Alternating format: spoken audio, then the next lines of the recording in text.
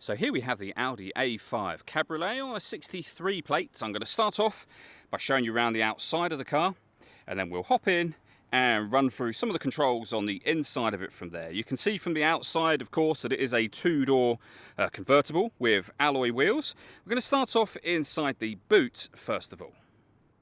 As we approach the back of the car, you can see we have reversing sensors, and given that it's a convertible, plenty of boot space in there as well. Okay, so we're just going to work our way back around to the front of the car, and then we'll hop in and run through some controls on the inside. But now that we've done a full circle of it, you can see it's in excellent condition and a great looking car the whole way round. Just briefly before we climb in, I think it's well worth seeing the interior from this exterior point of view. There's plenty to run through on the dashboard, so let's hop in and we'll do that now. Okay, now that we're inside the car, we're going to start with the dials. Over on the left-hand side, we have the coolant temperature gauge and rev counter, and on the right-hand side, the speedometer and fuel gauge. In the centre, you can see the total miles of the car. They are 97,151. Above that, we have a digital readout for the speedometer. You can change that information that's displayed there for various bits of trip computer information using a button on the underside of the right-hand stalk in this car. Out on the steering wheel, we have stereo controls, and then the main stereo is over in the center just here. The controls for which you can find here, so you can access certain things directly from the buttons here. This dial will operate everything on the screen, which I'll show you in a moment, and these four buttons relate to the four corners of the screen. So we're on the radio menu at the moment. Top right hand corner is wave band. Give that button a push and you can see we have AM, FM and DAB radio. If you want to listen to your own music, you can do. Again, top right hand button, and you'll see we've got an auxiliary input, SD memory card and CD player as well. We can, of course, pair up a telephone in order that we can use that.